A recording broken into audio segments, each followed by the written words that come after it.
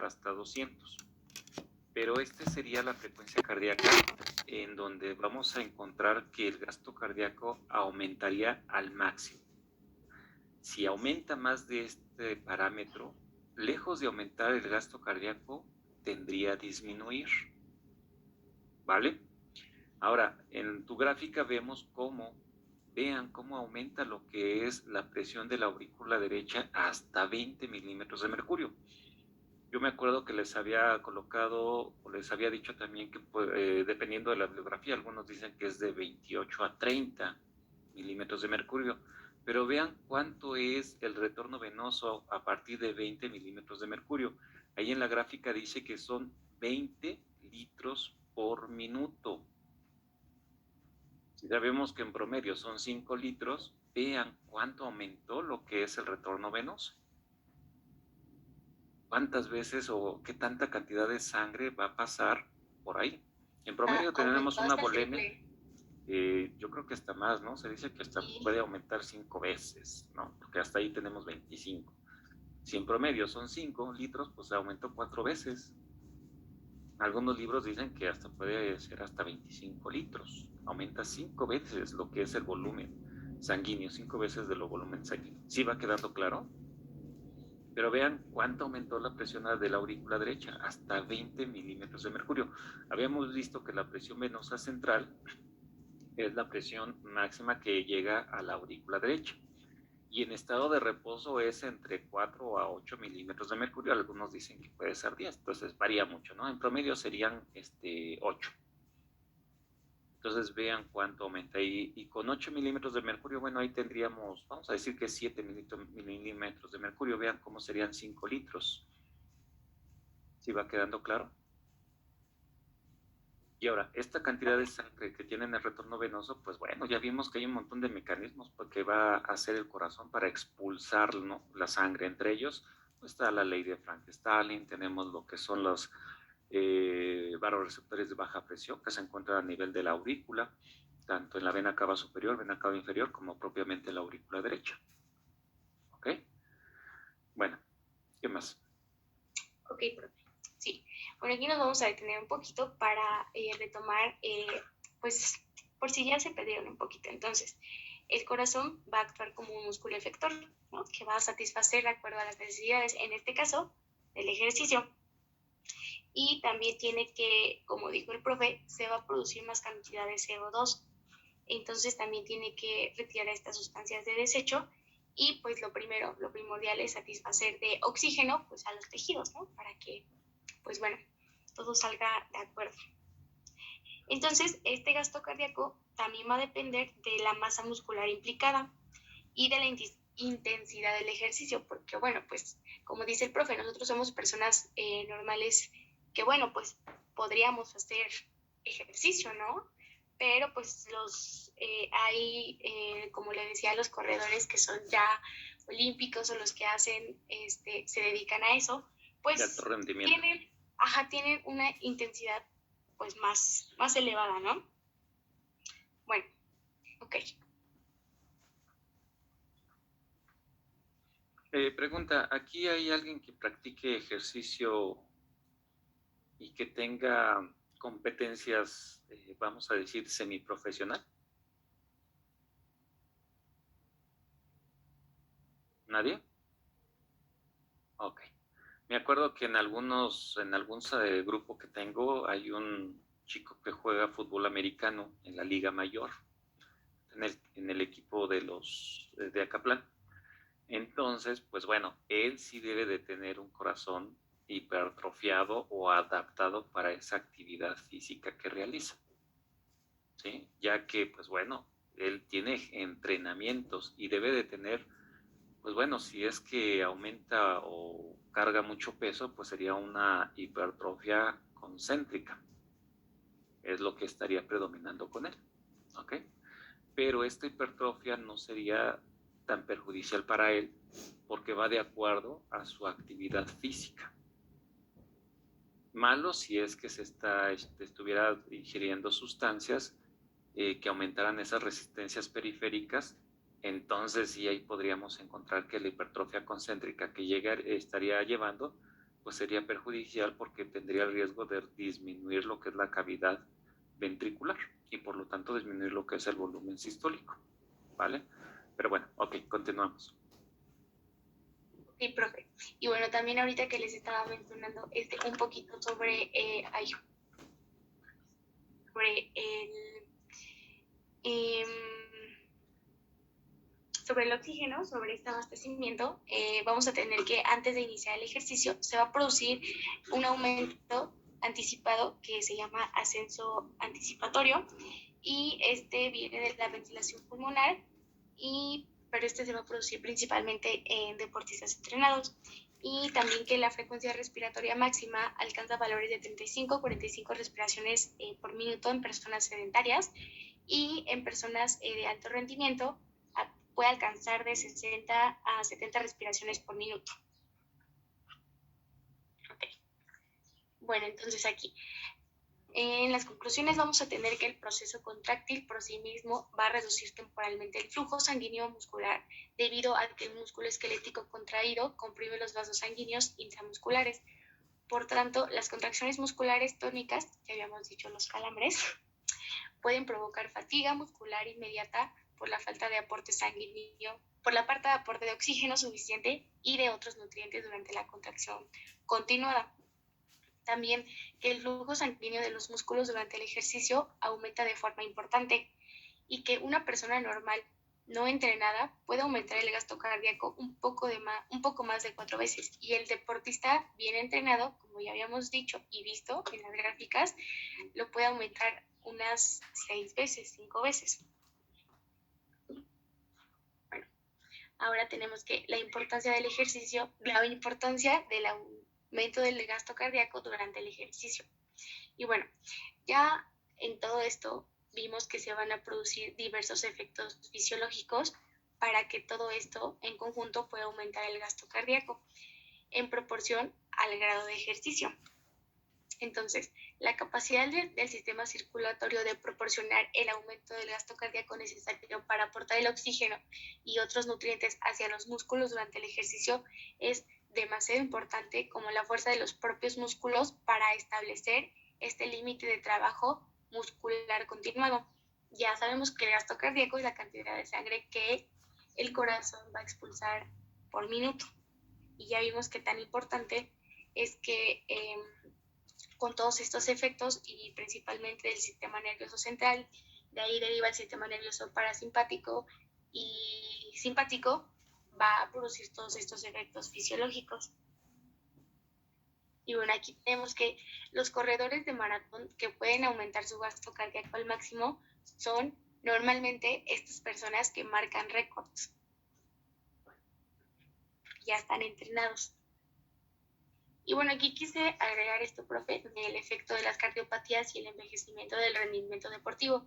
Y bueno, si bien es sumamente fácil entender que un corazón dañado no va a tener obviamente el mismo rendimiento que un corazón sano.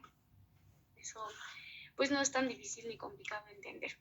Debido a la limitación crítica que supone el aparato cardiovascular para el rendimiento máximo en los deportes de resistencia, como les digo, es fácil comprender que cualquier tipo de enfermedad cardíaca que reduzca el gasto cardíaco máximo va a provocar un descenso casi equivalente en la potencia muscular total que un individuo puede alcanzar. Bueno, eso fue todo, profe, y aquí está mi referencia. Muy bien. ¿Dudas, preguntas, chicos? Entonces, vean aquí cómo es cómo el sistema nervioso, cuando uno empieza a tener o mentalizar que uno va a realizar ejercicios, desde ese momento se empieza a preparar para llevar a cabo o aumentar o modificar lo que es el flujo sanguíneo. Cuando uno empieza a realizar ejercicio y aumenta lo que es el metabolismo a nivel del músculo, pues vamos a encontrar que aumentaría el CO2 y cambiaría el pH. Y estas sustancias que se liberan a nivel de la sangre, pues va a ser captados por los quimiorreceptores. Entonces eso también sería una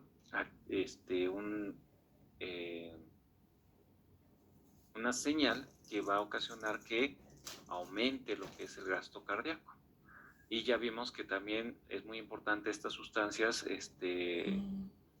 humorales que van a estar regulando la circulación a nivel local con el objetivo de aumentar lo que es el flujo sanguíneo en aquellos tejidos que tengan mayor actividad metabólica. Esto también va a suceder, por ejemplo, cuando ustedes estén ingiriendo alimentos.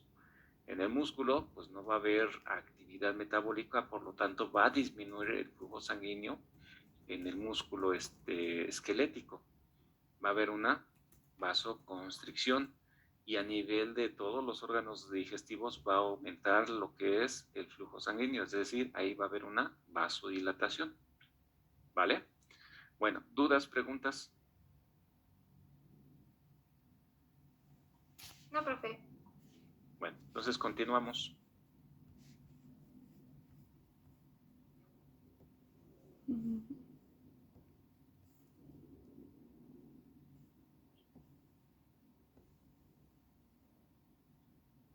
Buenos días. En mi caso yo les voy a hablar sobre las adaptaciones que existen respecto a los cambios de altitud.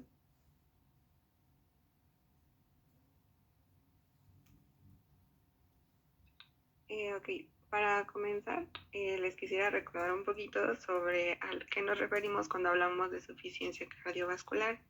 Y esta la podemos definir como la capacidad de conservar un adecuado aporte sanguíneo en relación a las demandas tisulares. Sabemos que los requerimientos de cada uno de los tejidos va a variar dependiendo de las actividades que se estén realizando y también del medio que los rodee. Así pues, como lo mencionó mi compañera Michelle, cuando realizamos ejercicio la actividad metabólica aumenta y de esta misma forma el flujo sanguíneo también va a aumentar. Esto con la intención de abastecer las necesidades que en ese momento al estar realizando ejercicio se requieren. Entonces, los principales objetivos que debe de cumplir la sangre y el flujo sanguíneo son el aporte de oxígeno y nutrientes a los tejidos, nutrientes como la glucosa, aminoácidos, ácidos grasos. Además, la eliminación de hidrogeniones y de CO2 de los tejidos, así como también el transporte de hormonas y otras sustancias. Pero, ¿cómo es que se va a lograr esto? Hemos visto que el sistema cuenta con distintos tipos de regulación, tanto nerviosa, humoral y tisular. A la nerviosa pues le corresponden los vasoreceptores que responden al estiramiento de los vasos, los quimiorreceptores que pues son sustancias, células especializadas que van a responder a los cambios de pH, de CO2 y de oxígeno. Esos son los que más nos van a importar más adelante. También estos cambios van a estar dados por la regulación humoral, que corresponde a las hormonas, y la regulación local o tisular, que bueno, yo leí que puede ser tanto a corto plazo. En esta intervienen cambios rápidos como lo son la vasoconstricción y la vasodilatación, pero también puede haber una regulación tisular a largo plazo, y en esta hablamos o nos referimos a días o meses. Aquí va a intervenir. A largo plazo estaríamos refiriéndonos la regulación de volumen sanguíneo, es del volumen sanguíneo. Entonces vamos a encontrar todas estas sustancias que van a tener una actividad a nivel renal. ¿Qué más? Vale. Sí. Bueno, habiendo recordado esto, podemos empezar a hablar de la altitud y el papel que juega en el papel del sistema cardiovascular. El oxígeno es uno de los nutrientes metabólicos más importantes y más necesarios. Puede haber una disminución de este en situaciones como una neumonía o una intoxicación que imposibilite a la hemoglobina en su transporte, pero también puede haber una disminución de este a grandes altitudes, y es lo que vamos a ver hoy. Sabemos que conforme aumenta la altitud, también va a disminuir la presión atmosférica, y si disminuye la presión atmosférica, va a disminuir la presión parcial de oxígeno. Entonces, tenemos que a mayor presión atmosférica, cuando aumenta la temperatura, va a disminuir la presión atmosférica y con esto va a disminuir la presión parcial de oxígeno. Si esta disminuye, por ende, también va a disminuir el oxígeno que es captado en la sangre. Y al no haber un suficiente oxígeno, una suficiente cantidad de oxígeno en la sangre, esto nos puede conducir a una hipoxia.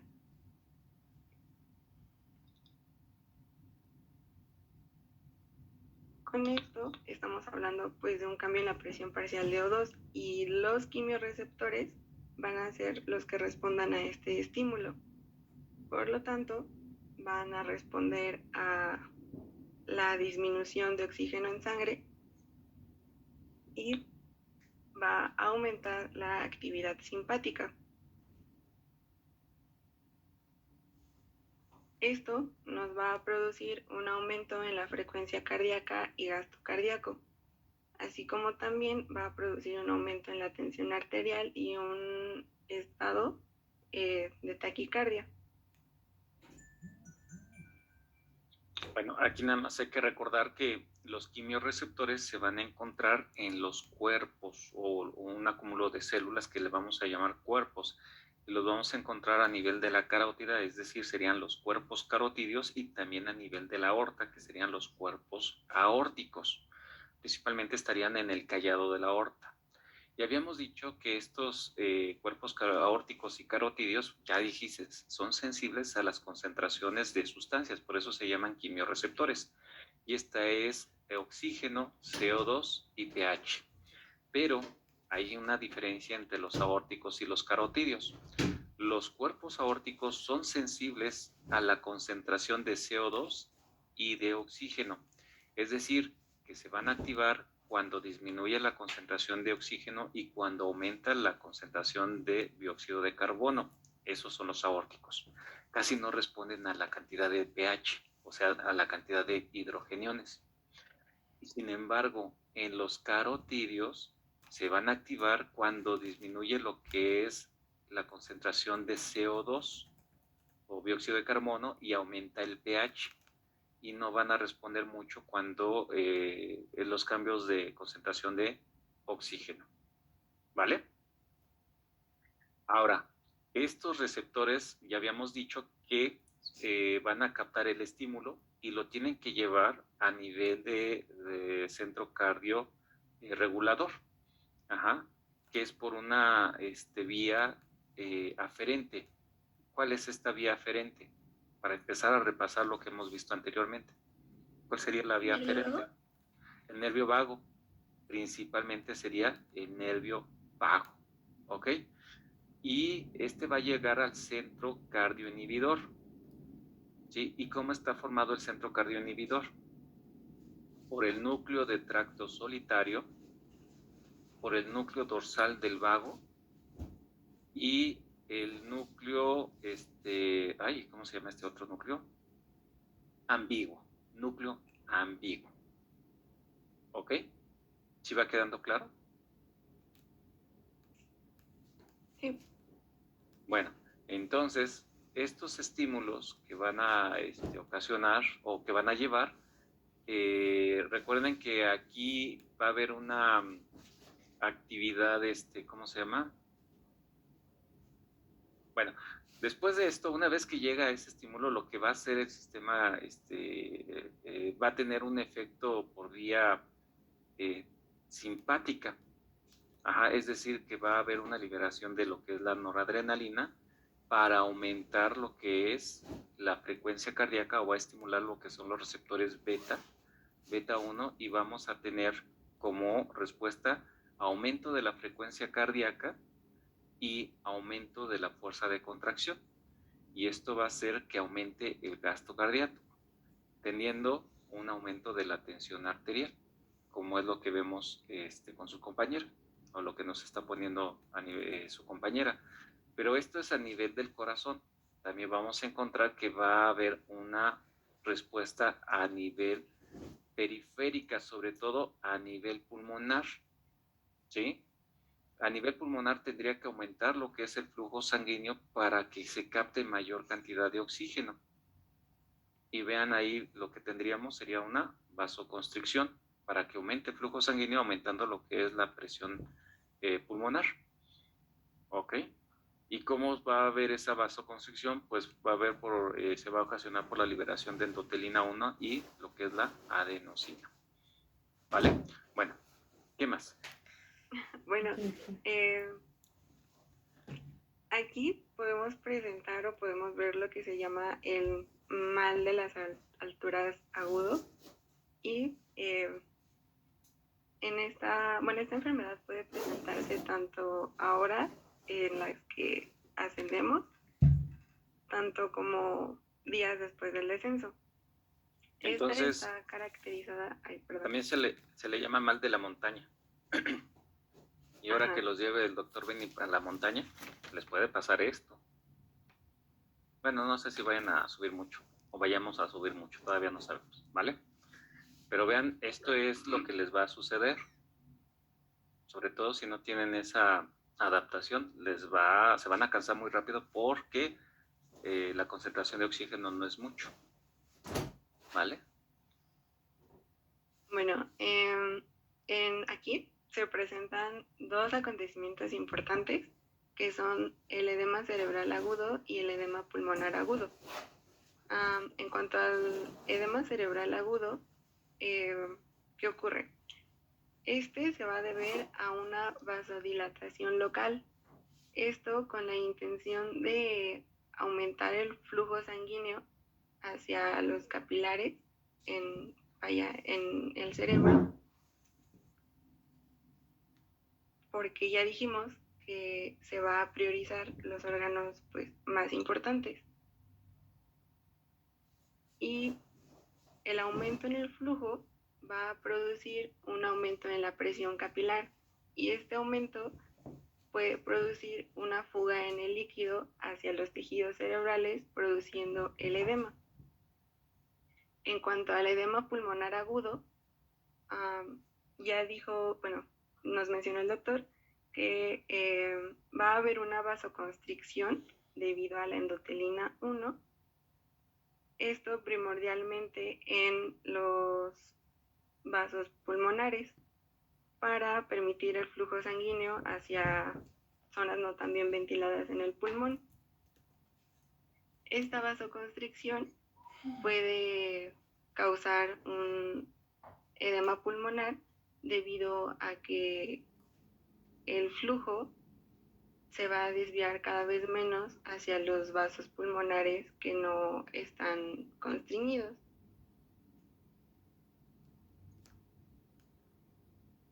También tenemos una vasodilatación coronaria.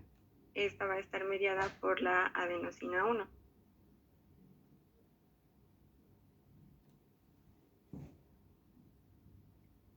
Bueno, rápidamente, no les va a suceder esto, ¿eh? Creo que exageré mucho. Lo que sí les puede suceder es que se pueden marear un poquito, se van a fatigar mucho y van a sentir cómo van a tener esa taquicardia tan intensa. Pero tampoco piensen que van a llegar hasta lo que son las palpitaciones, ¿no?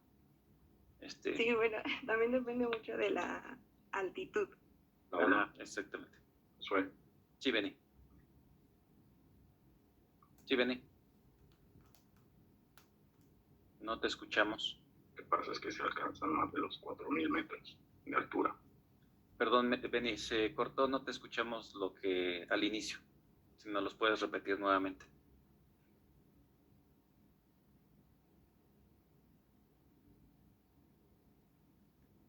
Doctor Benny.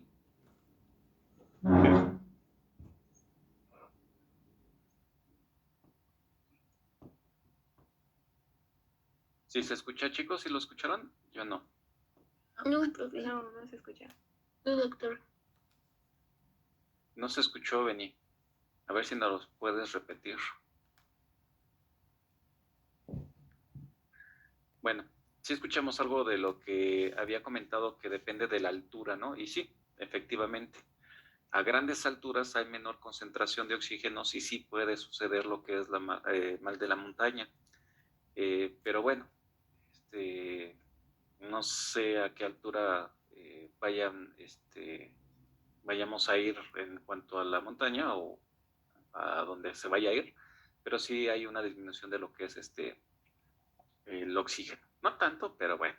Entonces lo que sí puede haber es eso, ¿no? Que se fatiguen rápido, que les cueste un poquito más trabajo de respirar, puede ser que se mareen y se cansen mucho más rápido. Bueno, continuamos. Sí, bueno, justo Perdón, dependiendo del tiempo. dice Benny que es a 4.200 metros sobre el nivel del mar. Me imagino que ahí va a haber una gran reducción de lo que es la concentración de oxígeno y va a suceder ello.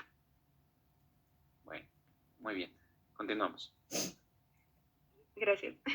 Dependiendo también de la altitud a la que estemos y de la exposición, bueno, del tiempo en el que estemos expuestos a esta disminución de oxígeno, es que va a reaccionar el organismo. Cuando estamos a grandes altitudes, en una mayor cantidad de tiempo, como días o semanas, lo que va a ocurrir es que el cuerpo va a tratar de aclimatarse, va a tratar de adaptarse.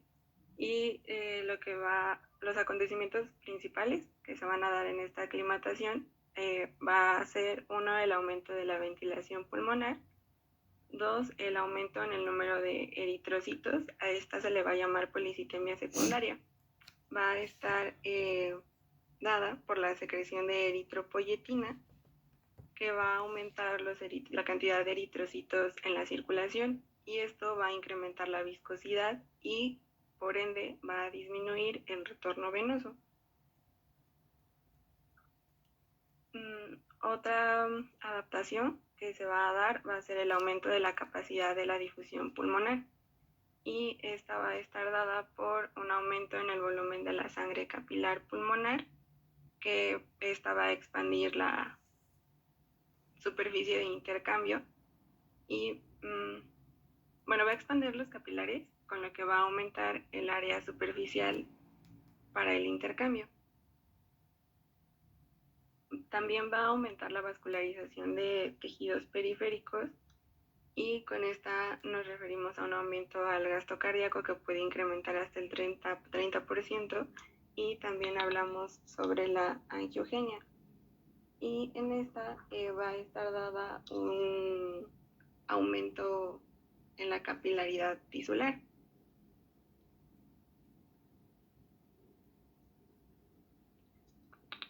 Se ha visto que en personas nativas o personas que, vaya, normalmente habitan en zonas de grandes altitudes, tienen estas adaptaciones e incluso un aumento en la cantidad de mitocondrias que tienen sus células. Entonces, a una menor exposición a la ausencia de CO2 vamos a manifestar únicamente síntomas de hipoxia, como lo pueden ser una debilidad muscular, mareos, incluso sensación de vómito, náuseas, dolor de cabeza. Conforme la altitud incremente y por ende la disminución del oxígeno haya una menor concentración de pues es que el organismo va a reaccionar incrementando el gasto cardíaco, incrementando la presión arterial.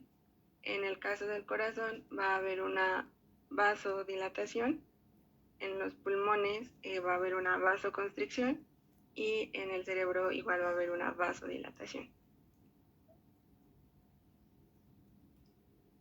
Y pues ya sería todo por mi parte. Ok, bueno, muy bien. ¿Dudas, preguntas, chicos?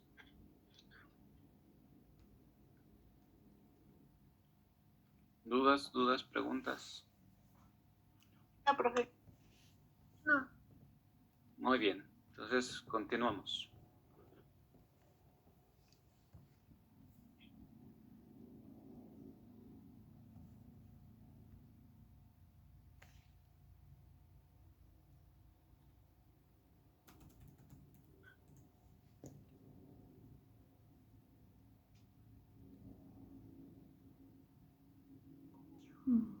¿Sí Ah, se no. ve?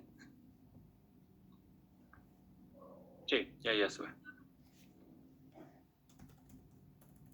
Bueno, yo les voy a hablar sobre la suficiencia cardiovascular en el embarazo.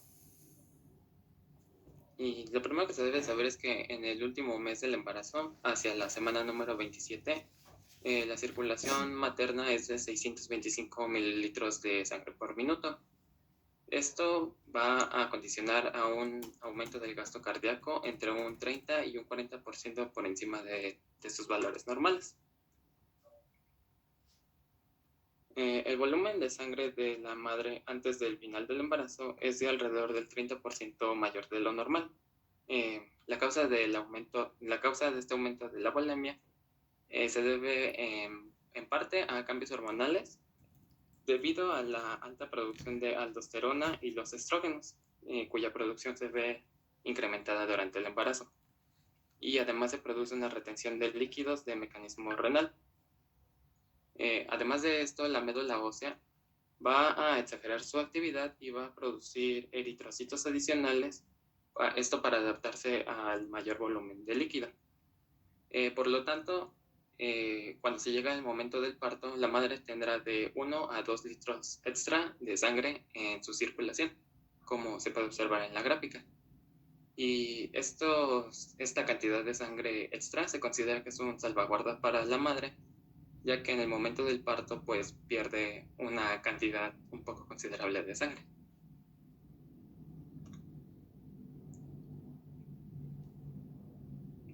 Bueno, también durante el embarazo se aumentan las demandas tisulares de oxígeno.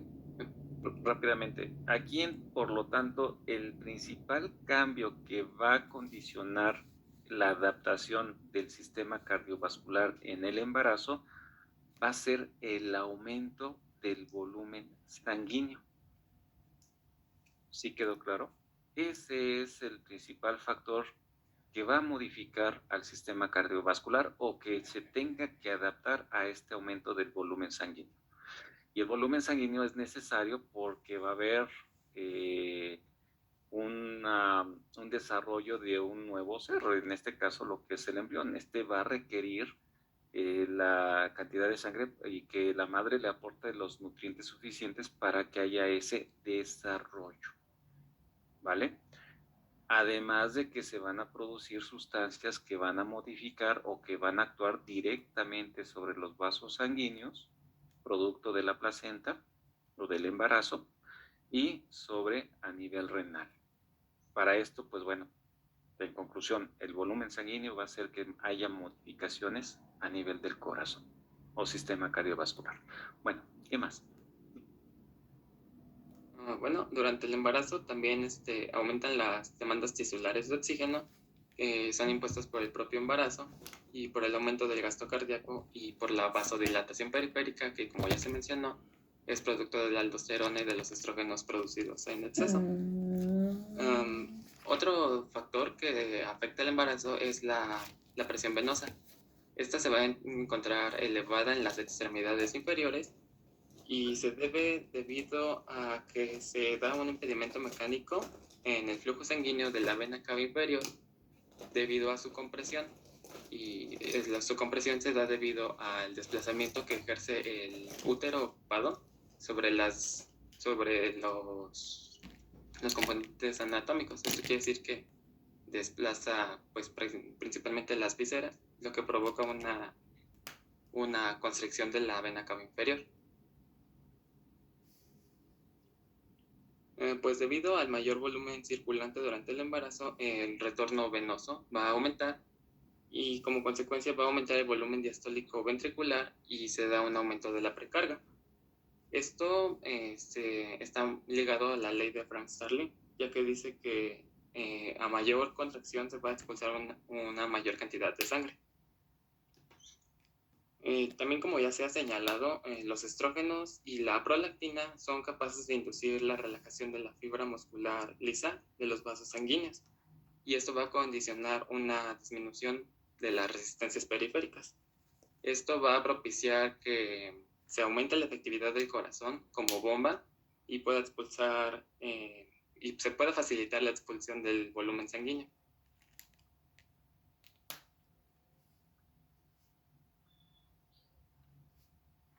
Bueno, pues finalmente, en cuanto a las dimensiones del corazón, los estrógenos que se producen en exceso y que se van a encontrar en la circulación van a ser capaces de relajar a la fibra muscular cardíaca. Esto va a permitir que se dé un mayor estiramiento durante la diástole y se puede incrementar el volumen ventricular. Y a su vez esto va a permitir que el corazón sea capaz de expulsar una mayor cantidad de volumen sanguíneo. Y eso sería todo de mi parte. Híjoles, estuvo muy poquito, hay mucho más cambios, sobre todo a nivel de las sustancias que van a estar ocasionando esa vasodilatación periférica y ese aumento de volumen. Entonces aquí, por ejemplo, para aumentar lo que es el volumen sanguíneo tiene que haber cambios a nivel renal, los mecanismos de adaptación secundarios a largo plazo para aumentar ese volumen sanguíneo. Y también vamos a encontrar que hay diferentes sustancias que se estarían excretando, como es la relaxina. También tiene mucho que ver a nivel de los vasos sanguíneos para disminuir lo que son las resistencias periféricas totales, porque hay una disminución de las resistencias periféricas totales. ¿Okay?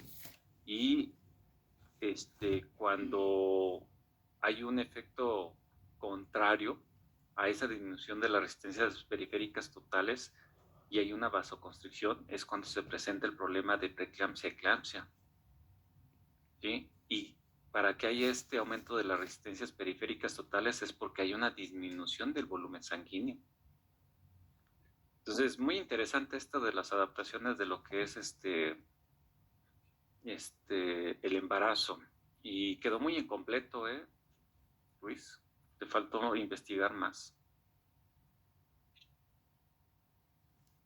Pero bueno. ¿Qué hacemos? Vamos a continuar y para la próxima clase vemos o retomamos nuevamente lo que es embarazo. ¿Vale? Está bien. Porque sí hay aquí sí hay más mucho más información. Porque incluso faltó ver qué cambios estructurales va a haber a nivel del corazón. ¿Va a haber hipertrofia o va a haber dilatación? De hecho, va a haber las dos. ¿Y qué tipo de hipertrofia va a haber? ¿Concéntrica o excéntrica? Estamos diciendo que está aumentando el volumen sanguíneo, pues tiene que ser una hipertrofia excéntrica. Y esto va a favorecer que aumente lo que es la fuerza de contracción, para que aumente de acuerdo a la ley de Frank-Starling. ¿Ok? También lo que nos había comentado de la horizontalización del corazón, ¿no? Pero va a ser por aumento de lo que es el útero gestante. Al aumentar de tamaño va a estar desplazando lo que son las vísceras abdominales.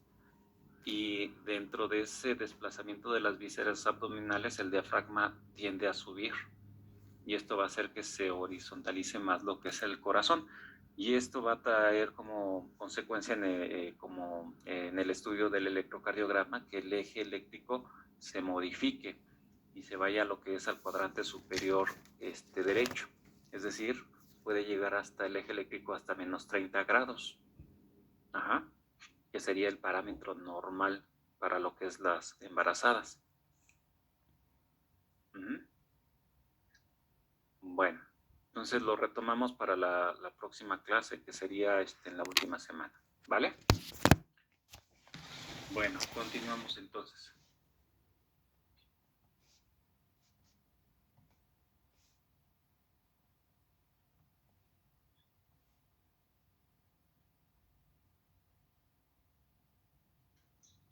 Buenos días. Mi compañera Jimena y yo vamos a abarcar el tema de aterogénesis y desarrollo de la placa ateromatosa. ¿Me puedes cambiar, por favor?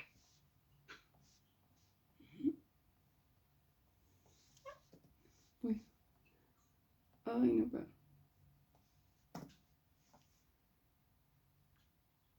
Primero tenemos la arteriosclerosis, donde la palabra arterio proviene del griego arteria y esclerosis, que es endurecimiento, por lo tanto significa endurecimiento de las arterias. Y se trata de un término genérico que describe enfermedades que reflejan el engrosamiento y la pérdida de elasticidad de la pared arterial. Y se conocen 3 tipos diferentes, cada uno con consecuencias clínicas y patologías distintas. Sin embargo, solo abarcaré 2 de ellas, en las cuales son arteriolosclerosis, que a su vez se divide en hialina hiperplásica, y la aterosclerosis, que en ella ocurre el desarrollo de la placa ateromatosa. La siguiente, por favor. Bueno, tenemos la arteriolosclerosis, la cual afecta a las arterias pequeñas y arteriolas y es causada principalmente por la presión arterial alta y la diabetes. Y como ya lo mencioné, esta se subdivide en hialina e hiperplásica. La hialina es un tipo de arteriolesclerosis donde la sangre de alta presión que fluye a través de los vasos sanguíneos hace que las proteínas que flotan en la sangre se filtren hacia las paredes de los mismos.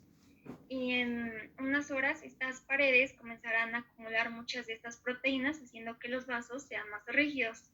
Por lo tanto, cuando se miran a través de un microscopio, se observan depósitos hialinos, es decir, cristalinos, que ocasionan el engrosamiento de las arterias. Y de esta manera, estas paredes gruesas hacen que la luz de los vasos comience a estrecharse y esto básicamente reduce el flujo de sangre a los órganos y pues los priva de oxígeno. Y este tipo de arteriolosclerosis aparece en personas que tienen la edad avanzada, diabetes, acidosis metabólica e hipertensión. Y en la hiperplásica también ocurre debido al engrosamiento de las paredes de las arterias pequeñas y arteriolas. Y es más habitual cuando una persona tiene hipertensión grave, la cual es una hipertensión donde la presión sistólica se encuentra por encima de 180 milímetros de mercurio.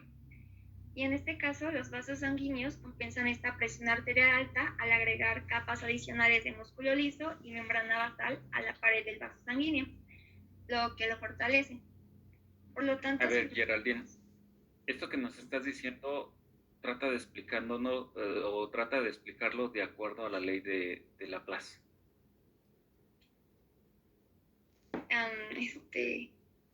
¿Qué nos dice la ley de Laplace?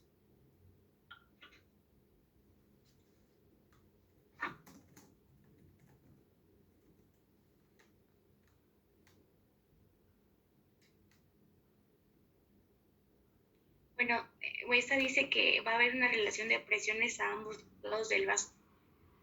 O sea, la tensión es igual a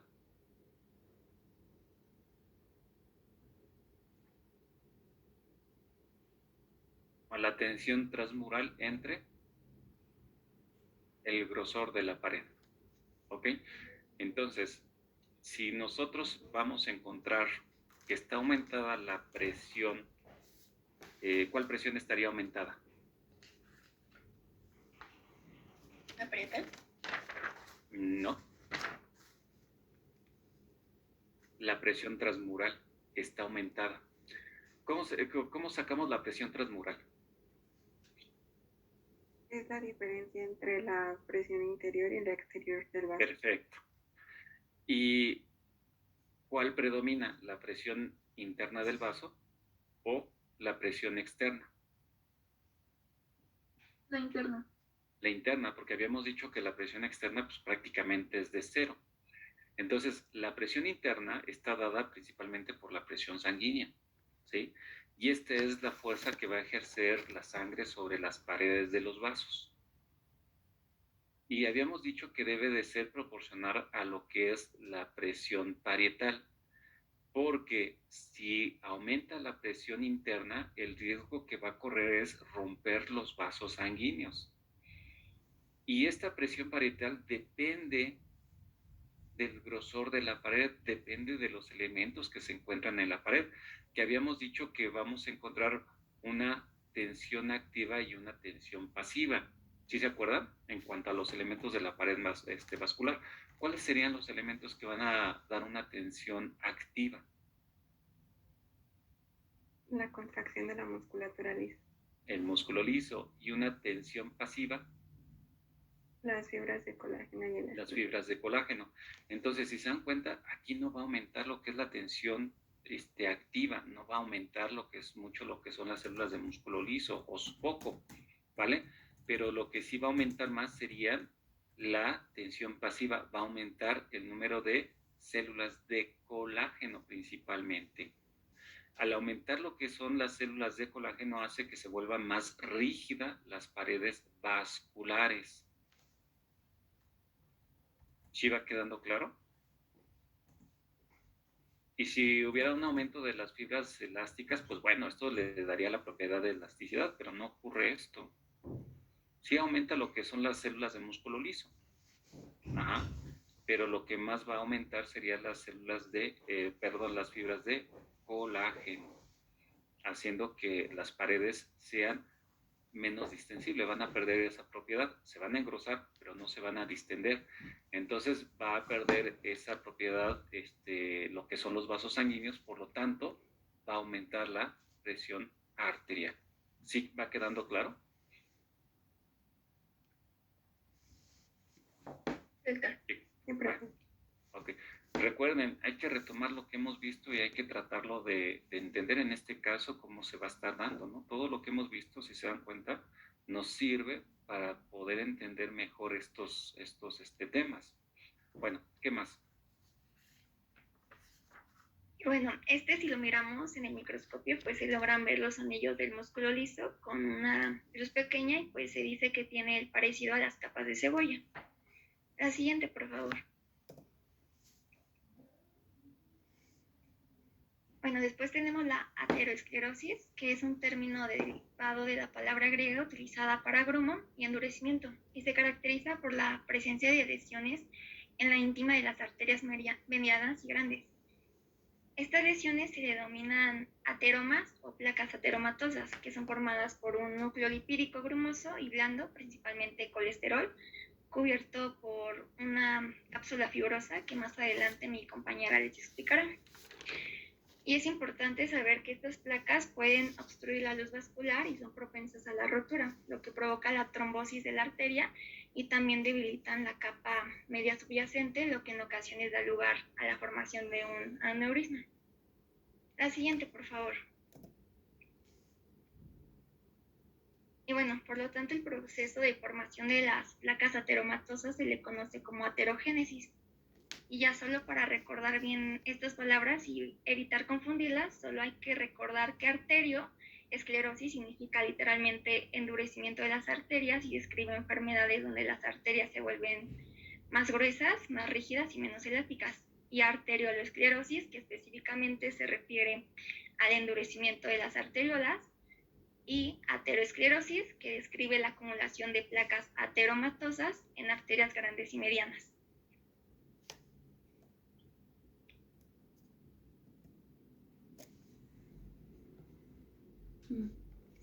Bueno, siguiendo con el desarrollo de la placa ateromatosa, pues para empezar es la enfermedad arterial que va a afectar las arterias, que como dijo mi compañera, las de mediano y de gran calibre.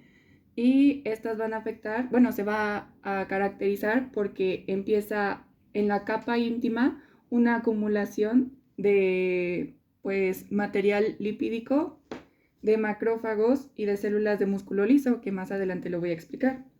Bueno, para empezar, el material lipídico que vamos a ver, pues es el colesterol, que es un lípido que es hidrofóbico y pues nos es de utilidad para la síntesis de hormonas esteroideas, pues de la síntesis de la vitamina D y entre otras cosas.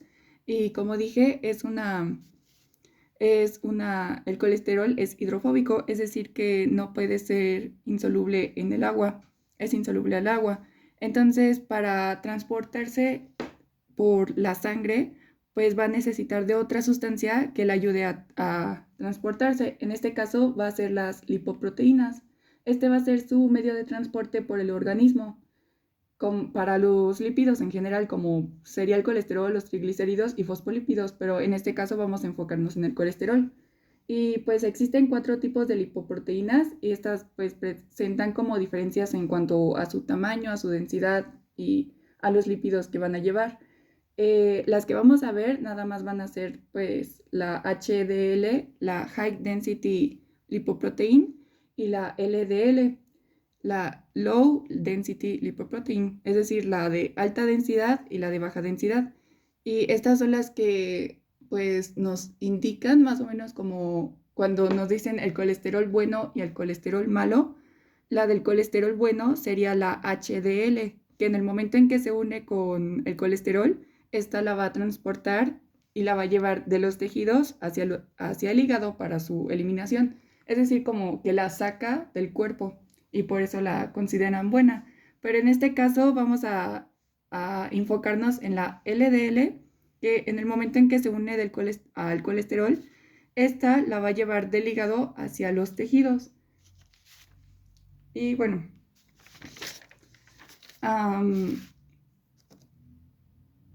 Entonces, uno de los requisitos para que haya este proceso de la formación de la placa de ateroma es que haya un aumento de las lipoproteínas de baja densidad, ¿sí? Sí. Ese es uno de los factores, ¿vale? Pero se requieren de otros tantos para que se realice todo este proceso patológico. Bueno, ¿qué más, Jimena? Sí, bueno, sí, hay que nada más enfocarnos en la lipoproteína de LDL, que es la que en sí la va a llevar el colesterol del hígado a los tejidos. Entonces ese es como el por qué se empieza a acumular en estos. Ahora, nada más hay que recordar algo, Jimena, como ya lo comentaste tú, no es malo, porque se requiere este colesterol para formar lo que es hormonas, para formar estructuras u organelos. Recuerden que muchas de este colesterol forma parte de lo que es la membrana celular. Entonces, no es malo ello. Es malo cuando aumenta su cantidad y es patológico. ¿Ok? Porque si hay una disminución de esto, pues también vamos a tener problemas. Bueno, continuamos, Jimena. Sí. Entonces, entre este desarrollo de la placa ateromatosa, vamos a necesitar primero que haya una lesión en el endotelio. Porque en el endotelio, bueno, esta capa pues nos ayuda a, primeramente como a la producción y a la liberación de lo que son los agentes vasodilatadores, como por ejemplo el óxido nítrico y la bradicinina, pero también tiene función como de permeabilidad selectiva. Es decir, que en el momento en que se pierda esta permeabilidad selectiva, va a hacer que las LDL se empiecen a acumular en la capa íntima. Y cuando se empiecen a acumular estas LDL en la capa íntima, va a ocasionar que se empiece a engrosar esta. Entonces, en esta capa íntima, como hay presencia de macrófagos en esta capa y también en las células endoteliales, estas van a ocasionar que pues van a empezar a liberar radicales libres de oxígeno, que estos pues son capaces de dañar los tejidos y como antes había mencionado que la capa de endotelio producía los agentes vasodilatadores como el óxido nítrico, estos radicales libres van a ocasionar que pues acelere la degradación del óxido nítrico. Entonces va a ocasionar que empiece a disminuir la vasodilatación y con esto puede como favorecer la oclusión de la arteria. Entonces, cuando están los radicales libres de oxígeno ahí presentes, junto con la LDL, esta va a ocasionar que la LDL se empiece a oxidar. Y cuando estén Espérame tantito. Antes de continuar. Aquí ya nos dijiste que debe de haber una lesión endotelial, pero es importante que nos digas cómo se va a empezar a tener esa lesión endotelial o cuáles son los factores que va a ocasionar que haya esa disfunción endotelial, porque la agresión constante del endotelio va a ocasionar que haya una disfunción endotelial. Bueno, sí, es verdad. Bueno, entre las enfermedades que principalmente lo ocasionan, bueno, esta es una enfermedad multicausal, es decir, que varios factores pueden ocasionar que esta enfermedad se dé. Entre las enfermedades principales que están, está la hipertensión arterial, la diabetes mellitus, dislipidemias y pues sí, son las que perturban directamente pues el funcionamiento de las células endoteliales, pues al aumentar por un decir, la hipertensión arterial, pues aumentando la presión puede causar un daño a la mecánica de los vasos arteriales. Entonces, uno puede ser o es la insulina, ok. La insulina, ¿cómo afectaría la insulina? Sobre todo va a ser porque habría una resistencia a la insulina. ¿Qué hace la insulina a nivel de las arterias?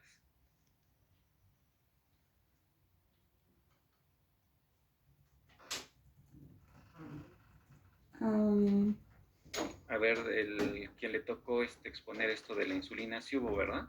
¿Quién fue?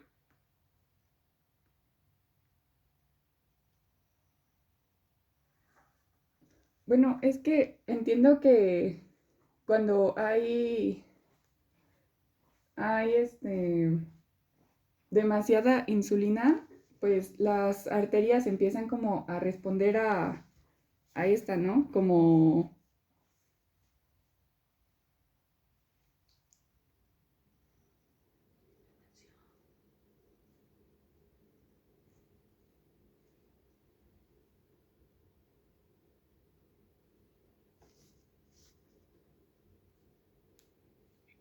Porque bueno, sí es uno de los factores, pero hay otros que son más específicos.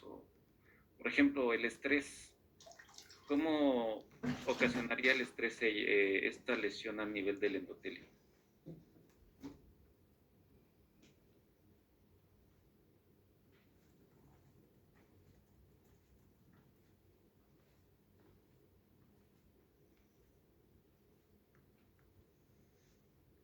¿Cómo sería la agresión?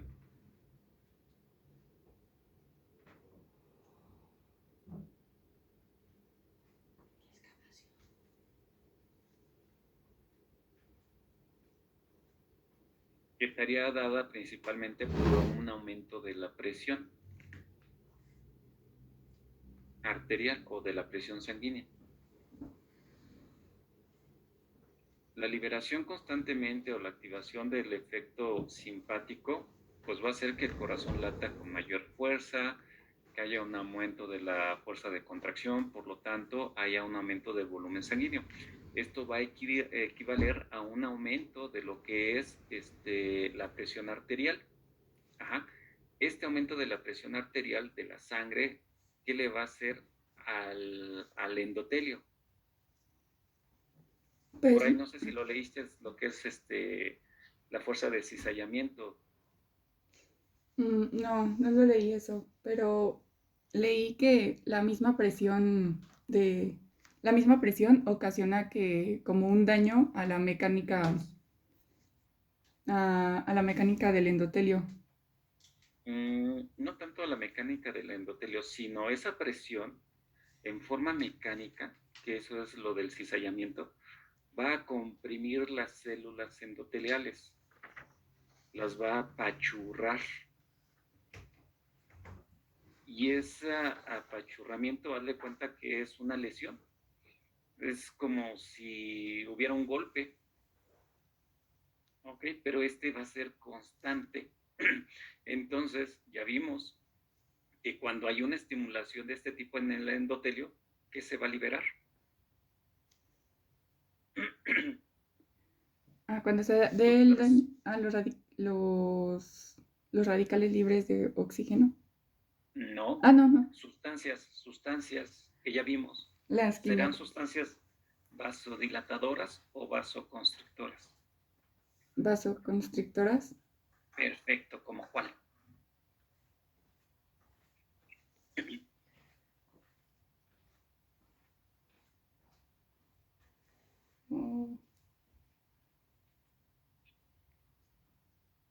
¿Te parece la endotelina?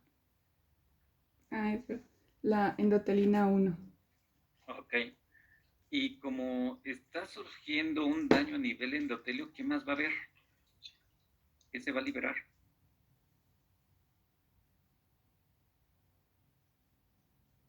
¿Plaquetas? No tanto es ese daño, ¿eh? Para ahorita pues, no hay lesión a nivel de lo que es el endotelio, entonces no habría plaquetas. Pero de lo que hemos visto, ¿qué se puede liberar? Mm, ¿Qué sustancias que pueden ocasionar que aumente esa vasoconstricción? Como la angiotensina 2 también parecía que hace la vasoconstricción y pues las moléculas de adhesión que favorecen. Todavía no. Ahorita estamos viendo qué es lo que va a estar haciendo que haya una disfunción endotelial, qué es lo que va a estar dañando el endotelio. Por ejemplo, decíamos el estrés. El estrés es uno de ellos, ¿no?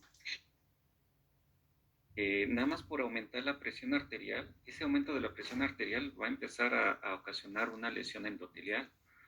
La fuerza de cizallamiento la va a aplastar a las células endoteliales y esto va a hacer que se liberen sustancias que van a favorecer una vasoconstricción.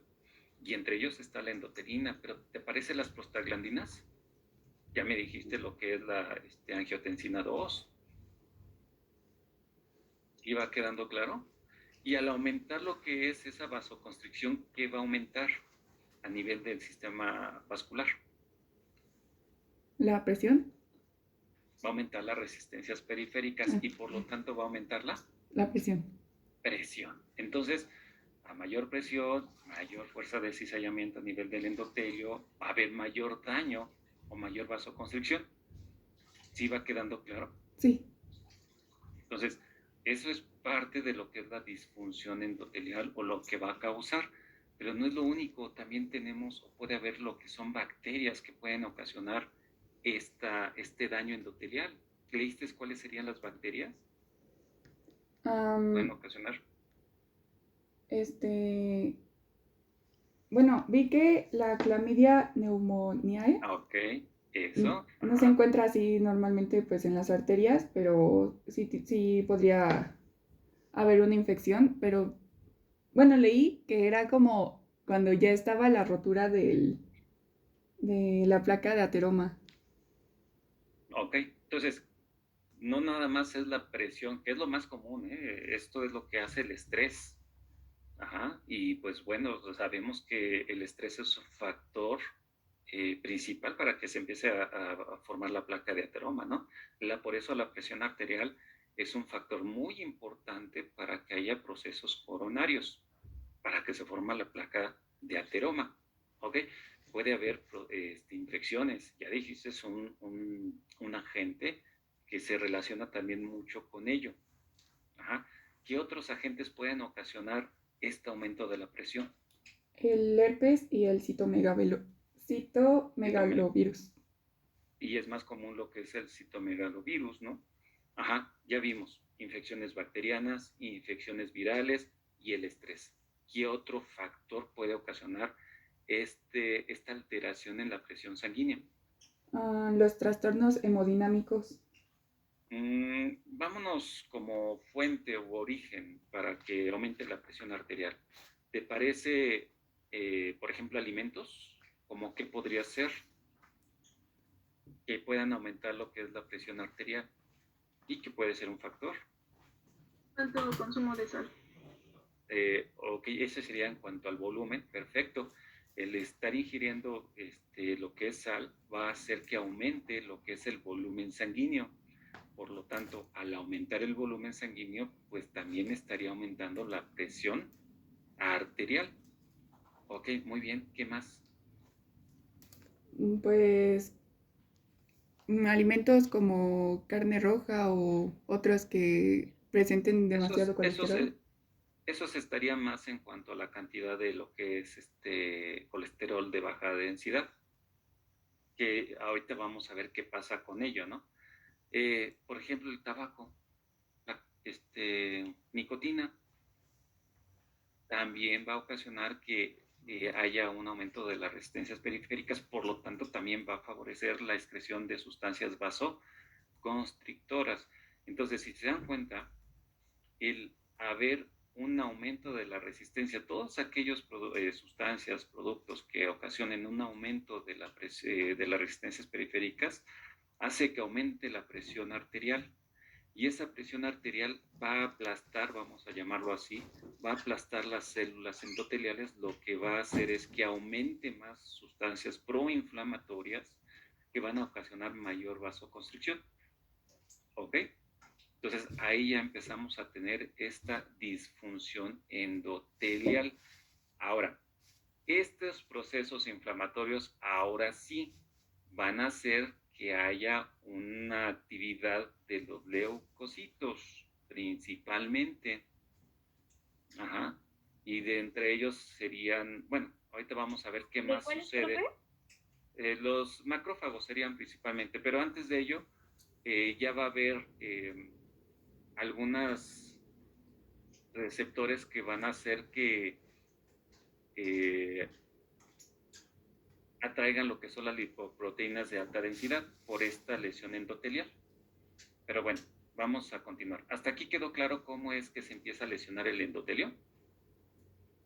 Sí. Ok. ¿Qué más, Jimena? Bueno, sí. Si se da el daño de endotelio, pues empieza a perder la permeabilidad selectiva. Esto hace que se acumule LDL en la capa íntima.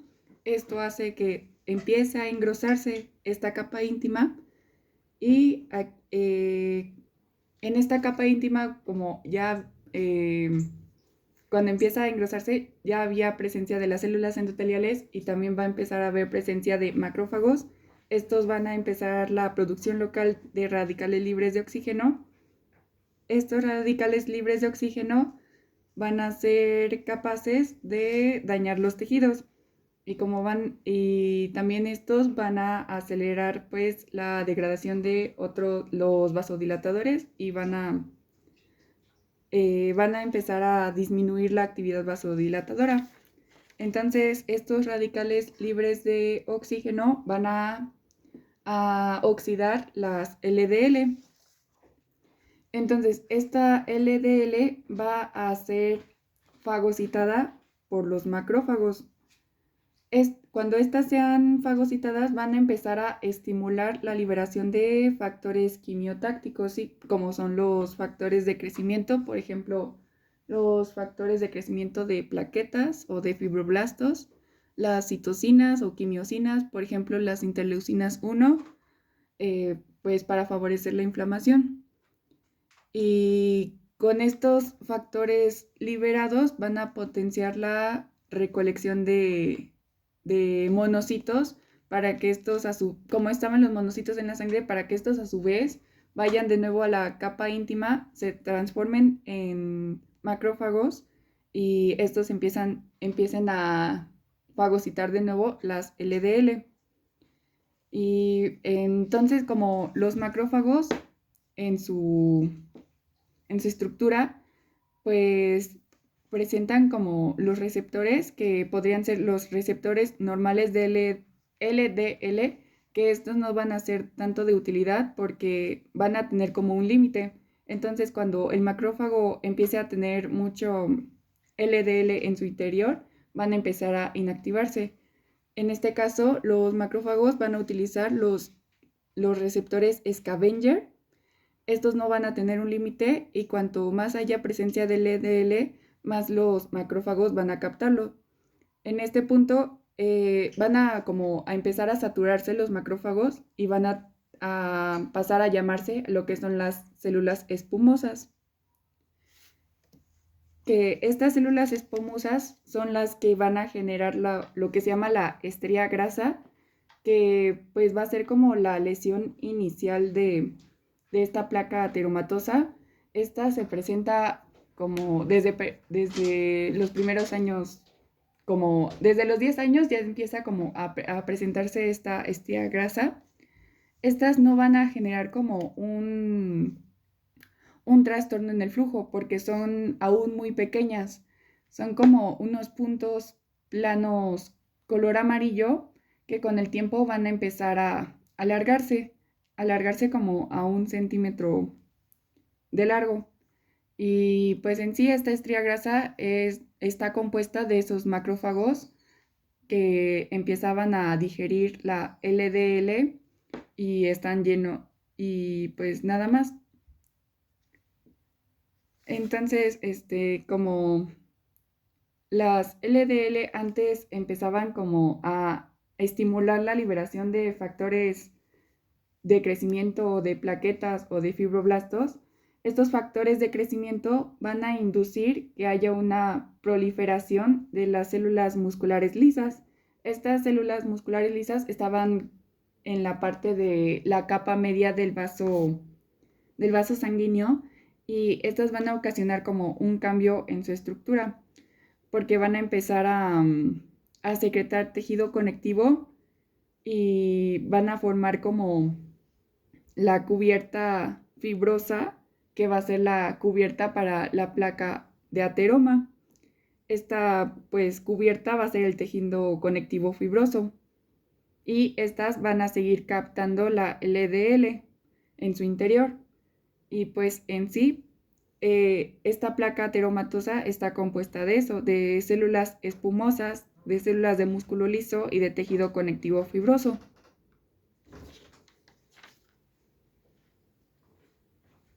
Y bueno, esta placa ateromatosa va a ser de un color blanco o amarillo que puede cambiar a ser color rojo si empieza como una rotura de esta, pero esta es como una lesión complicada en sí que la placa de ateroma pues puede empezar a ocluir el vaso sanguíneo y aparte de que ya no habían las sustancias vasodilatadoras y con esta placa de ateroma es lo que puede ocasionar que se empiece a ocluir el vaso sanguíneo y que si se ocluye en su totalidad nos puede dar como resultado un infarto. Pero si esta placa de ateroma puede desarrollarse a ser una lesión complicada, que si presenta una rotura en esta y además se empiezan a juntar plaquetas, es lo que nos daría como la formación de un trombo, una trombosis o un hematoma. Y nos puede dar como resultado una hemorragia, una fisura, una ulceración y que esta se puede a su vez infectar, que como ya lo habíamos mencionado, las tipos de herpes, citomegalovirus y clamidia pneumoniae. Estas placas de ateroma pues tienen un diámetro de 0,3 a 1,5 centímetros y dependiendo de la turbulencia de la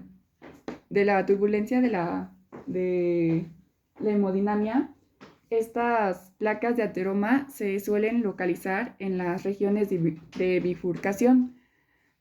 Se llega a afectar más la aorta abdominal a comparación de la aorta torácica y pues se llegan a presentar en las carótidas internas, en las arterias coronarias y en los vasos del polígono de Willis, esta siendo como la causa más común de accidentes cerebrovasculares. Y bueno, se puede con esta clasificación histológica de Starry, pues detectar como en qué estadio estarían las placas de ateroma o en este caso las estrías grasas. Pues empezando por una lesión temprana que no presentaría mayor riesgo, las estrías grasas estables, que estas se presentan en los primeros años de vida, como empiezan desde la formación desde los 10 años, los preateromas, ateromas, fibroateromas, y que pueden desarrollarse a ser lesiones complicadas. Estas ya empiezan a ser como desde los 30 a 40 años y los demás y dependiendo los hábitos alimenticios que lleve la persona, pueden desarrollarse a hacer una lesión complicada. Y también mencionaba sobre las que se pueden estas placas calcificarse, pero esto dependiendo si la persona no se detectó desde un inicio. Y pues como en un inicio pues ¿qué puede favorecer que se dé esta enfermedad? Pues predominan los hábitos de vida, los hábitos alimenticios, que los alimentos que contengan consumo elevado de colesterol y de grasas saturadas, y dependiendo los factores no modificables, una aterosclerosis ya nos puede indicar que en los 40 a 60 años de vida, que esté presente a lo mejor en las personas, dependiendo de sus hábitos que tuvo en su vida. Y no sé, la aterosclerosis no se llega a presentar tanto en mujeres a comparación como en los hombres, porque las mujeres tienen el factor aterogénico protector, que son los estrógenos, que ayudan a que no se empiecen a acumular las grasas en las arterias. Y en la genética, pues vi que la enfermedad en sí es una enfermedad multifactorial, es decir, que fumar o comer y una vida sedentaria es lo que favorecería más esta enfermedad, pero en un pequeño porcentaje puede que se presente en las personas que tienen hipercolesterolemia familiar, pero este es un pequeño porcentaje de la población, entonces no es como la causa principal. Y entre factores modificables pues están los hábitos de vida como las hiperlipidemias, la hipertensión, el fumar y la diabetes. Y eso sería todo.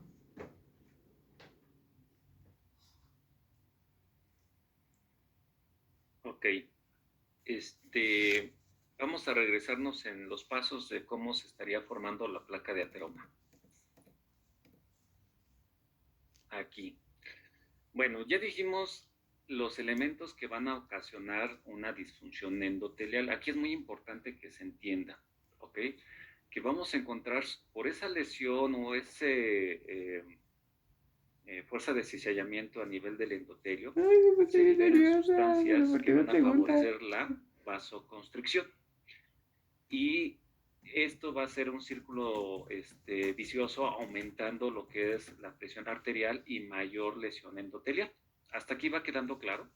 Las sustancias principales que van a ocasionar esa vasoconstricción es endotelina 1 y también lo que es la angiotensina 2. ¿Ok? Así como también sustancias proinflamatorias como son las prostaglandinas. Todo esto va a ocasionar que haya un proceso inflamatorio a nivel de lo que es el endotelio. ¿Hasta aquí va quedando claro? ¿Chicos? Sí. Bueno, este proceso inflamatorio va a favorecer la formación de sustancias que van a tener una capacidad de estar oxidando a las lipoproteínas de baja densidad.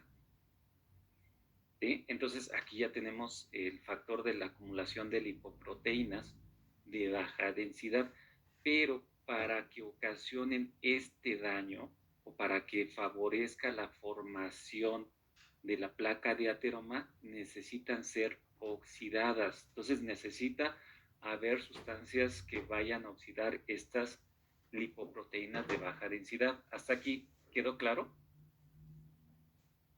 Sí. Ahora, el endotelio con este proceso inflamatorio va a empezar a generar receptores que capten estas lipoproteínas de baja densidad oxidadas. Y estos receptores se van a expresar por la lesión endotelial. ¿Sí va quedando claro? Entre más lesión endotelial haya por la presión arterial y entre mayor vasoconstricción que haya por la liberación de endotelina 1 y la angiotensina 2, va a haber mayor aumento de sustancias oxidativas que van a oxidar a las LDL y también se van a expresar receptores que van a captar estas LDL oxidadas y estos receptores van a introducir estas LDL oxidadas las van a introducir en lo que es en la íntima, en lo que es en la región subendotelial. Hasta aquí, ¿dudas, preguntas? No. ¿No? Ahora, la endotelina 1 y la angiotensina 2 son sustancias que promueven la vasoconstricción principalmente, es decir, estos van a favorecer la formación de la placa de ateroma. ¿Qué sustancias serían protectoras para que no se forme la placa de ateroma?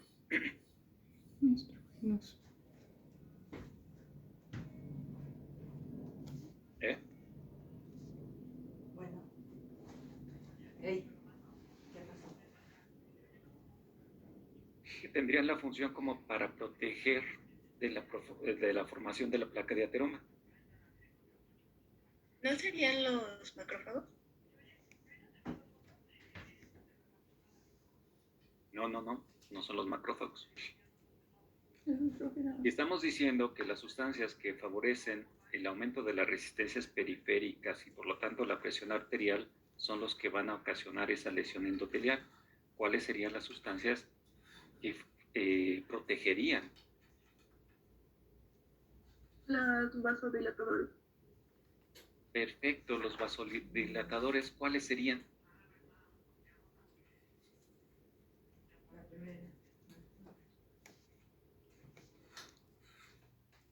Óxido nítrico y bradicinina.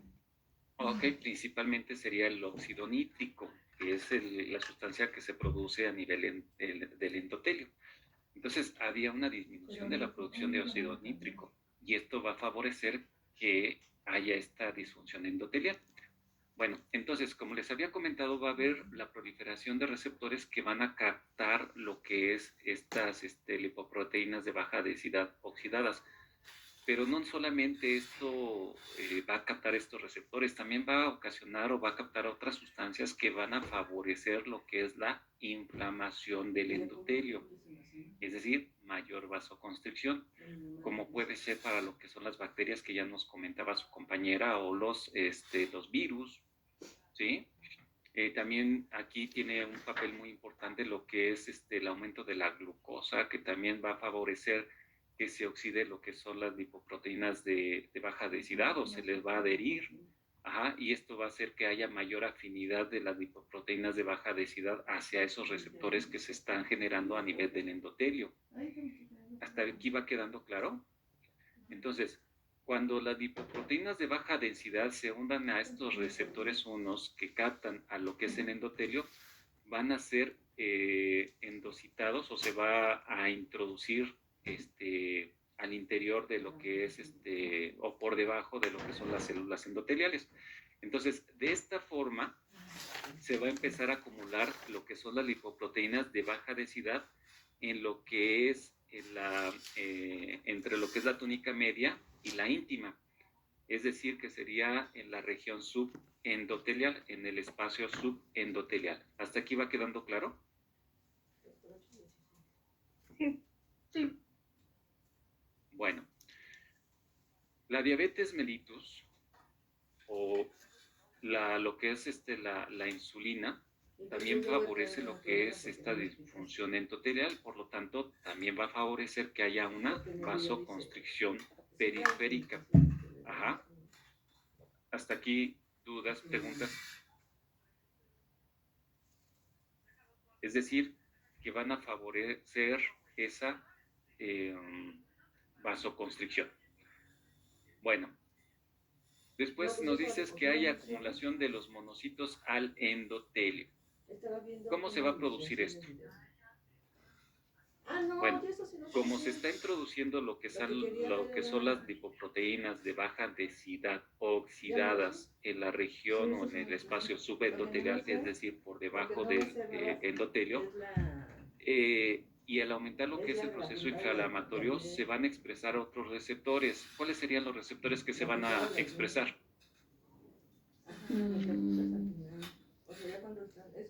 A ver, Jimena, ¿cuáles son los receptores que se van a expresar y esto va a favorecer ahora sí que haya una atracción de lo que son los, principalmente de los macrófagos.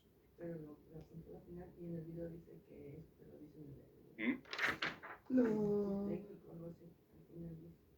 Que ayer ya te dije, pues es que ya vamos a hacer Y este proceso inflamatorio que va a haber es porque se están introduciendo las lipoproteínas de baja densidad. ¿Qué receptores se van a activar? que me dijiste que es el 4. Solo... Es el número 4, ese. Pero que ese es el número, o sea, ese es el número 4. No se escucha, Jimena. El número 4 Ay, no. tener. Los, Por eso, pero los receptores el primero que te aparece es el número 4. de los minocitos, no me acuerdo cómo se llaman, la verdad. Bueno, se llaman receptores ICAM. Ay, perdón. ¿Sí? Esos serían los que se van a estar expresando. Recuerden, esta acumulación de las proteínas de oxidadas de baja densidad van a producir una reacción inflamatoria y van a favorecer que se siga dañando lo que es el endotelio. Entonces, esta respuesta inflamatoria va a hacer que se expresen estos receptores ICAM1 y por lo tanto va a atraer a lo que son los macrófagos. Los macrófagos, muchos de ellos se van a poder pasar directamente a través de del endotelio o bien se van a adherir a lo que es estos receptores ICAP1, ¿sí? Y hay otros receptores como, no sé, ¿qué otros leíste? Tenemos los ICAM, lo que es la selectina P y BCAM también, que son los receptores que van a favorecer que se introduzcan los macrófagos a lo que es en el espacio subendotelial. Sí, eran la ICAM, moléculas de adhesión, la BCAM, que son moléculas de adhesión de las células vasculares tipo 1, y selectina P, y creo que proteína P, no, como de proteína 1, que eran los de quimiotácticos de los monocitos. Ok, entonces todos esos receptores van a hacer o van a traer estos macrófagos o monocitos, después se convierten en macrófagos, y se van a pasar a lo que es en este espacio subendotelial. Y todo esto es porque hay una acumulación de LDL oxidadas y están dañando al endotelio. Está favoreciendo lo que es el proceso de inflamación. Y si me la sé, ¿Okay? no. Entonces, los macrófagos van a reconocer que estas lipoproteínas de baja densidad es lo que está ocasionando el daño. Y a través de los receptores que van a tener los macrófagos o los monocitos que se transforman en macrófagos, van a empezar a fagocitar lo que son las lipoproteínas de baja densidad oxidadas. ¿Sí quedó claro? Sí. ¿Y qué va a pasar con esos macrófagos que fagocitan a las lipoproteínas de baja densidad oxidadas? Se transforman en células espumosas. Perfecto, se van a formar en células espumosas. El estar fagocitando lo que son los macrófagos, pues se van a acumular estos lipoproteínas de baja densidad oxidadas dentro de los macrófagos y esto va a hacer que se transformen a células espumosas. ¿Ok? A ver si le pasas a la siguiente. ¿Hasta aquí va quedando claro? Sí. Bueno, ¿y qué va a ocasionar la formación de estas células espumosas? Aquí, por ejemplo, tenemos, a ver, espérame tantito, deje y veo opciones a anotar. Aquí. Voy a llorar. Es que sí me lo sé, pero no les voy a explicar.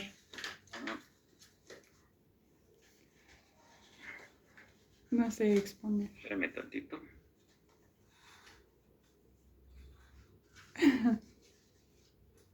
Bueno, aquí tenemos lo que habíamos dicho, ¿no? Cómo se estarían introduciendo los monocitos a través de los receptores que ya dijimos que es la selectina P, ICAM, PCAM1, y esto va a hacer que se metan lo que son estos monocitos y se transformen en lo que son los macrófagos, y estos macrófagos se van a empezar a digerir o van a empezar a tratar de eliminar lo que son los DL lipoproteínas de baja densidad oxidadas, y se van a transformar en células espumosas, ¿ok? Pero vean aquí también qué va a pasar. Se van a activar lo que son las células T, que se llaman linfocitos T, ¿ok? ¿Y qué van a hacer estos linfocitos T? Van a ser como atraídos hacia la íntima y van a hacer que pues interaccionen con los macrófagos para dar como la inflamación, para que estos liberen las citocinas inflamatorias. Perfecto. Entonces, estas células T van a reaccionar con lo que son las células espumosas y va a generar que haya mayor sustancias proinflamatorias. Inclusive se habla mucho de lo que es el factor de necrosis tumoral. ¿Sí? Y este factor de necrosis tumoral va a ocasionar este proceso de apoptosis, es decir, de muerte de estas células. ¿Sí? No sé si lo leíste. Sí, empieza la apoptosis después de... Y de esta forma se va a empezar a generar la placa de ateroma.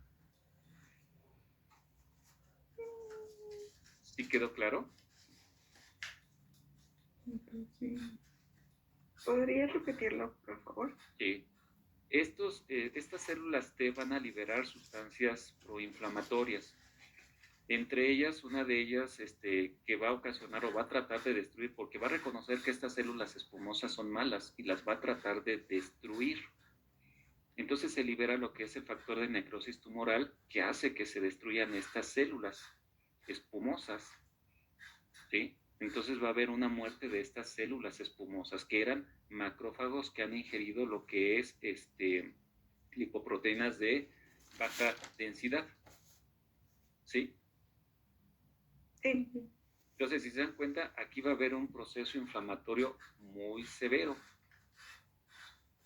Ahora, esto lo que va a tratar de hacer el cuerpo es encerrarlo, limitar este proceso inflamatorio, tratar de encapsular esta muerte de células, esta apoptosis.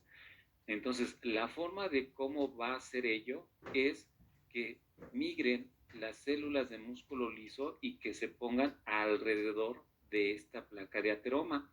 Pero vean cómo lo va a limitar por debajo de ellas, ¿sí? Entonces, lo va a tratar de encapsular. ¿Sí quedó claro? Sí. Entonces, esto va a ocasionar que haya un engrosamiento de la pared, pero vean en dónde va a acumularse lo que son estas, ay, no quiere esto. Aquí, se va a acumular en esta parte las células de músculo lisos, ¿sí? Y también vamos a encontrar la presencia de fibrosis. Entonces, ojo, estas citocinas son las que van a ocasionar la destrucción de estas células, ¿ok? Y la migración de lo que son las células músculo liso la van a tratar de limitar lo que es el proceso de lesión. Sin embargo, nada más es por debajo. ¿Y qué va a pasar en lo que es propiamente el endotelio? ¿Qué estaría pasando, chicos?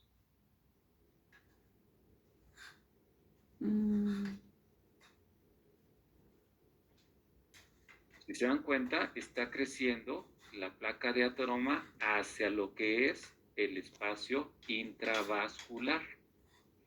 ¿Esto qué va a traer como consecuencia? Que la luz del vaso empiece a disminuir. ¿Sí va quedando claro?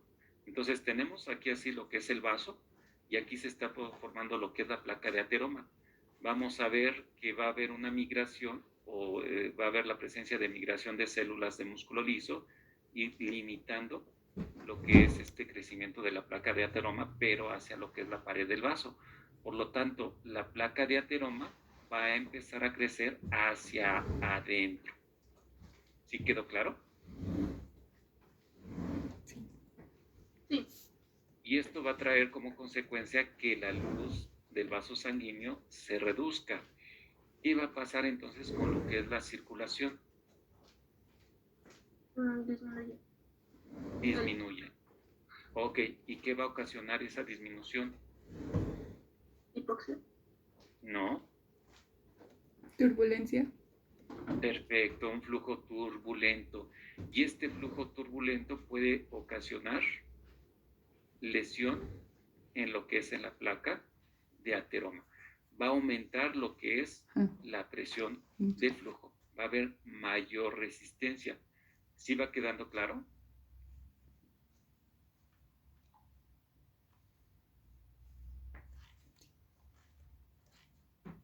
Sí. Entonces, a ver si le pasas más adelante. La siguiente.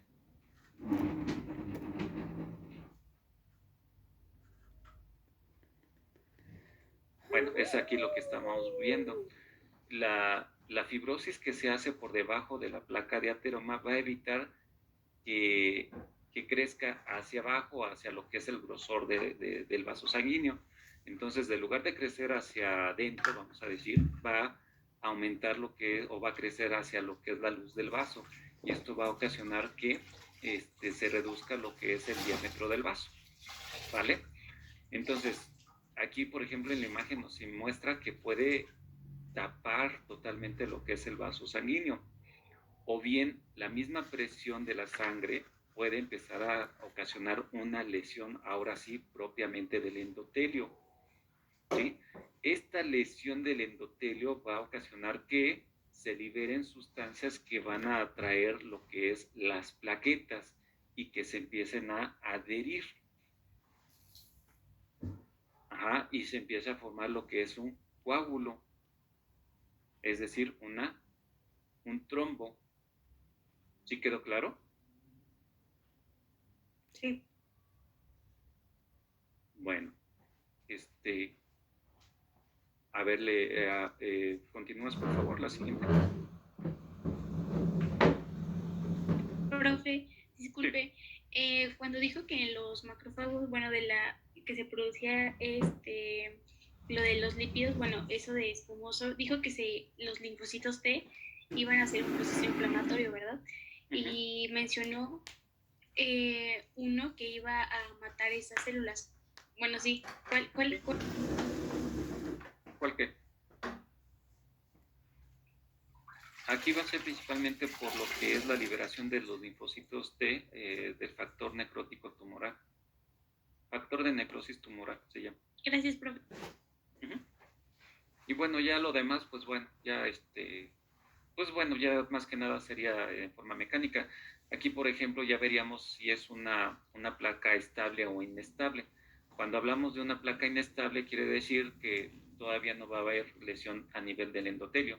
Y una placa inestable, veamos como aquí ya el endotelio tuvo una lesión, hay una ruptura del endotelio y aquí ya se liberan sustancias que van a favorecer lo que es la agregación plaquetaria y se va a formar lo que es un trombo, favoreciendo que se obstruya más lo que es esta luz, o bien que se desprenda lo que es este trombo y se forme un émbolo y que este émbolo viaje a través de la sangre y en un vaso más pequeño lo esté obstruyendo. Aquí, por ejemplo, vemos lo que es este engrosamiento de la pared, esta fibrosis que dijimos que iba a limitar toda esta placa de ateroma. Esta placa de ateromas fueron macrófagos que estuvieron fagocitando lo que son los lipoproteínas de baja densidad oxidadas y que se convirtieron en espumas, en células espumosas. Y esta con la actividad de los linfocitos T las destruyeron o las eliminaron, las mataron y estas se dejó todo lo que es los lípidos de baja densidad convirtiéndose en esta masa amarilla. Ajá. Y para limitar este proceso inflamatorio, pues hubo migración de lo que son células de músculo liso hacia esta región subendotelial para aislarla, ¿no? Además también tenemos la proliferación de fibroblastos para hacer esta capa. ¿Sí quedó claro? Y como es tan rígida, en lugar de crecer hacia lo que es la pared del vaso, crece hacia lo que es la luz, favoreciendo esta oclusión. Pero recuerden que aquí estas células endoteliales siguen favoreciendo la entrada de lo que son tanto de macrófagos como de lípidos de baja densidad oxidados. Entonces sigue creciendo lo que es esta placa de ateroma. ¿Ok? No sé si hasta aquí va quedando un poquito más claro o se va entendiendo. ¿Sí? ¿Dudas, preguntas? A ver si le pasas a la que sigue. Bueno, esta ya sería la clasificación de estas placas de ateroma, ¿no? A ver, le pasas a la que sigue. ¿Esa era la última? En la mujer, ¿por qué la mujer tiene un efecto protector de la aterosclerosis? ¿Por qué sería? Ya dijimos que para la formación de la placa de ateroma debe de haber sustancias que favorezcan esta placa de ateroma y principalmente serían las vasoconstrictores, ¿sí? Para que ocasione una lesión endotelial, ¿ok? Y por lo tanto tiene que haber una disminución de los productos que son vasodilatadores. Entonces, las principales sustancias que favorecen la formación de esta placa de ateroma sería la endotelina 1. ¿Y cuál otro comentó su compañera?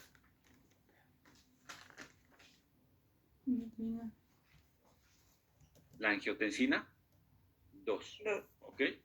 Y los que deberían de protegernos de este daño endotelial, que hay una disminución o va a ocasionar una disminución de su producción, es el óxido nítrico. Pero, ¿qué hacen las hormonas en la mujer?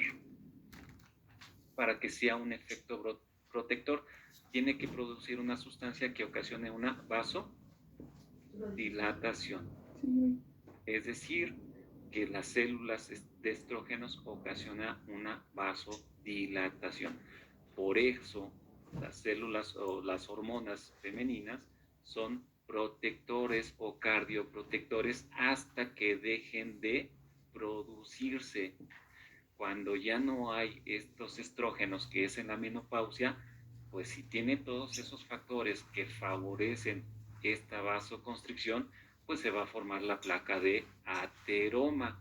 Por eso, en las mujeres después de la menopausia, se iguala la incidencia de enfermedades cardíacas, es decir, infarto agudo del miocardio.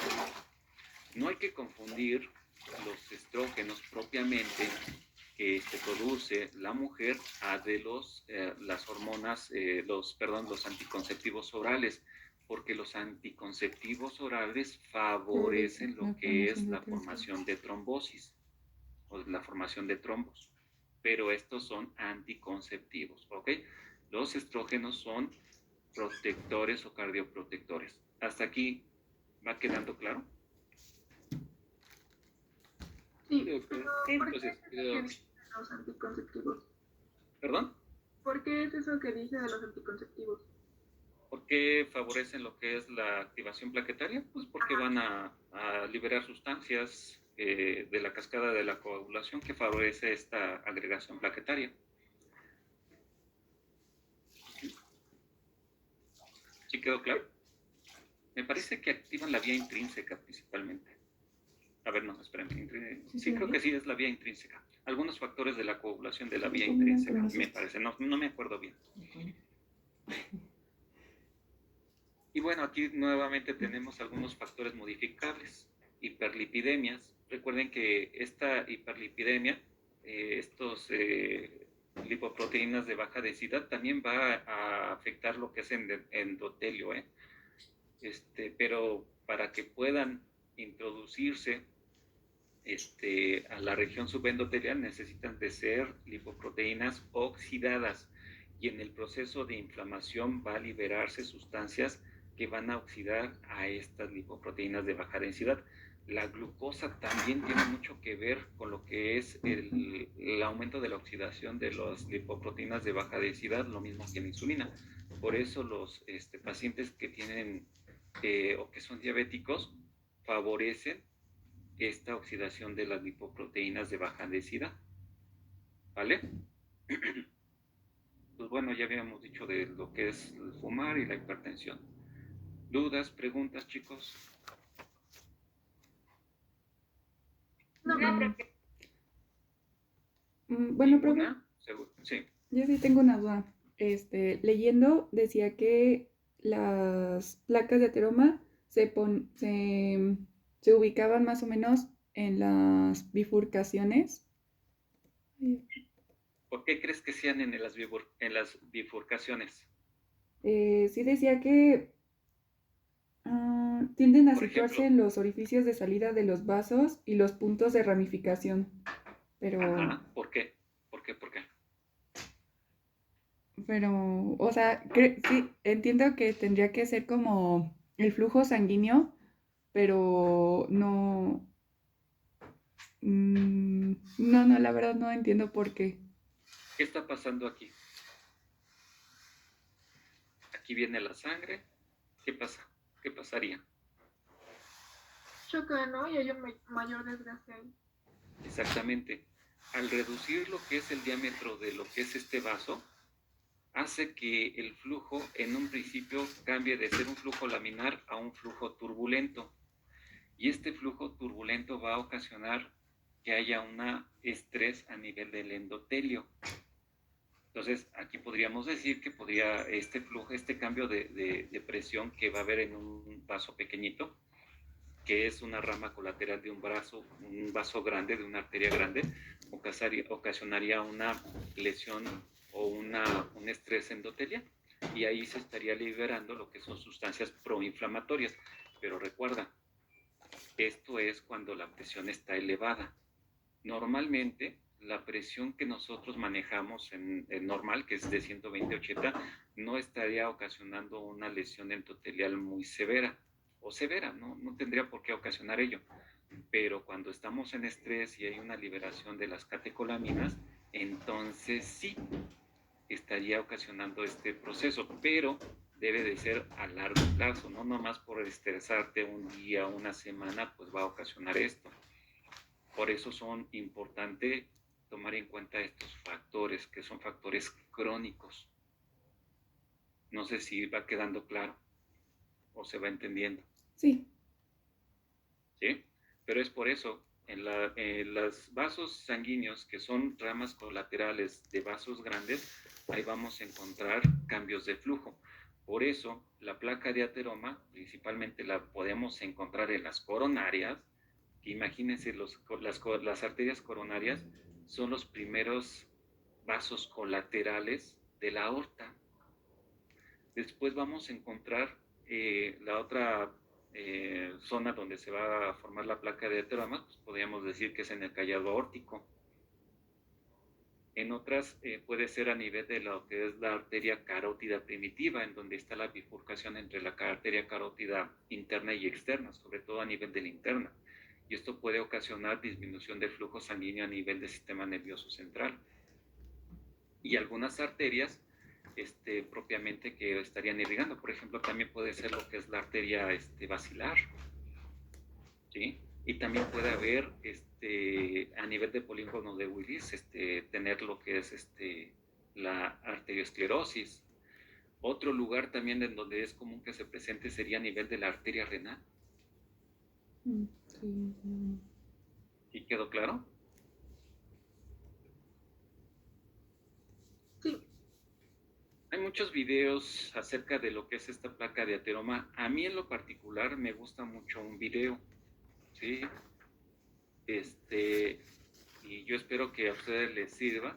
Vuelvan a leer lo que es la formación de la placa de ateroma y pueden estar viendo este video que les va a ayudar bastante a entenderlo. Hay más videos, hay muchos videos, sobre todo aquellos videos que lo hacen algunos fármacos, como es AstraZeneca, creo que tiene videos de la formación de la placa de ateroma y están bien explicados.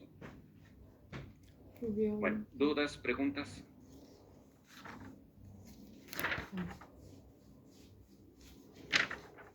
¿Ninguna? No. Muy bien, entonces continuamos. O hacemos un pequeño receso de 10 minutos. Sí, profe, mejor.